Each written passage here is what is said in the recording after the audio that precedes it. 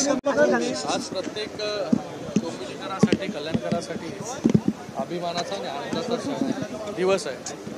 आज शिवजयंतीनिमित्त राज्याचे उपमुख्यमंत्री एकनाथ शिंदे साहेबांच्या शुभ हस्ते छत्रपती शिवाजी महाराजांचा अश्वारूढ पुतळ्याचं अनावरण जे आहे आज डोंबिवलीच्या छत्रपती शिवाजी महाराज चौकामध्ये झालं।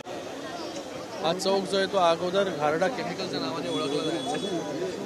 त्याची ओळख पुसून या चौकाला नवीन ओळख छत्रपती शिवाजी महाराज चौक हे आजपासून देण्यात आलेलं आहे। डोंबिवलीच्या प्रवेशद्वारावरती हा पुतळा आज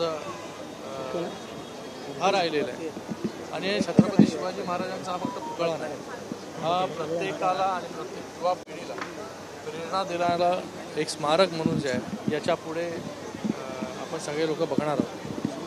मला वाटतं आजच्या दिवशी हा छत्रपती शिवाजी महाराजांचा अश्वारूढ पुतळा इथे उभा राहतो माझ्यासाठी देखील खूप आनंदाचा दिवस आहे, समाधानाचा दिवस आहे की कित्येक वर्षापासून लोकांची मागणी होती की डोंबिवलीचं प्रवेशद्वार आहे तिथे छत्रपती शिवाजी महाराजांचा अश्वारूढ पुतळा उभा राहायला पाहिजे।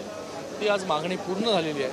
मी यासाठी या महाराष्ट्र राज्याचे मुख्यमंत्री आणि त्याचबरोबर उपमुख्यमंत्री दोघांचेही खूप खूप धन्यवाद व्यक्त करतो की आज हे गेल्या 2.5 वर्षापासून ज्या प्रकारे महाराष्ट्रामध्ये कारभार सुरू आहे,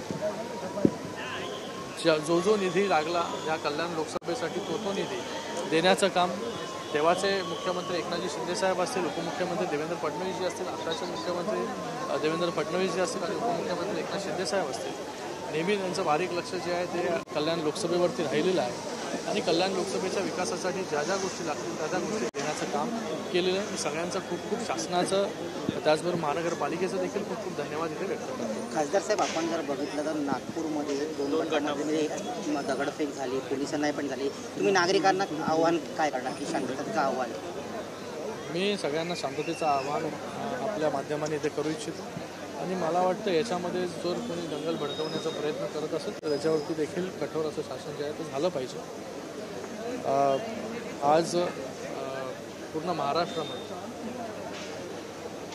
2.5 वर्षामध्ये एकही दंगल नाही, चांगल्या प्रकारे जे आहे हे शासन काम करतं आहे, लोकांपर्यंत हे शासन जातं आहे, वेगवेगळ्या योजना घेऊन हे शासन जातं आहे। मला वाटतं काही लोकांना जे आहे ते बघवत नसेल तर त्यांना देखील मी आवाहन करतो की या महाराष्ट्रामध्ये जे आहे ती शांती जी आहे ती अशीच नांदू द्या, कुठेही जे आहे गालबोट लागेल असं जे आहे वक्तव्य देखील करेल। विधान केलेलं आहे, अशा प्रकारे अनेक जण विधान करत आहेत, देशद्रोहाचा गुन्हा दाखल करायला सांगितलं, याच्यासाठी वेगळा कायदा व्हायला पाहिजे असं वाटतं। अबू आझमी सारखी जी शब्द जे आहे ते माझ्या आता तोंडात आले होते पण त्याच्यावरती माननीय उपमुख्यमंत्री मोदयांनी पण सांगितलेलं आहे की त्याच्यावरती जे आहे त्याला महाराष्ट्रामध्ये राहण्याचा अधिकार नाही, त्यांच्यावरती जे आहे ते देशद्रोहाचा कलम जो आहे तो लागला पाहिजे। आणि मी आपल्या सगळ्यांच्या माध्यमाने इथून सांगू इच्छितो की प्रतापगडच्या पायथ्याशी अफजल खान की कबर तो झाकी थी, औरंगजेब की कबर अभी बाकी आहे। सर, आदित्य ठाकरे म्हणाले की औरंगजेबची कबर हटवण्यासाठी केंद्राकडून मोदीजींना फोन करा असं त्यांनी सांगितलं। अरे, ज्यांनी त्यांच्या कार्यकाळामध्ये किती लोकांच्या कबरीवरती जाऊन जे आहे हे पुष्पगुच्छ जे आहे हे वाहिलेले आहेत, हे प्रश्न जे आहे हे जाऊन त्यांना पहिले विचारले पाहिजे। आणि ज्यांनी हिंदुत्व सोडलं त्यांना जे आहे मोदीजींवरती बोलण्याचा अधिकार नाही आहे। त्यांना त्यांची जागा जी आहे ती लोकांनी ह्या इलेक्शनमध्ये जे आहे हे दाखवून दिलेली आहे की हिंदुत्व सोडल्यामुळे जे आहे ते काय होतं। पानिपत जे आहे विरोधकांचं करण्याचं काम या निवडणुकीमध्ये लोकांनीच केलेलं आहे आणि मला वाटतं आत्ता तरी याच्यातून काहीतरी बोध घेतला पाहिजे। ओके, धन्यवाद।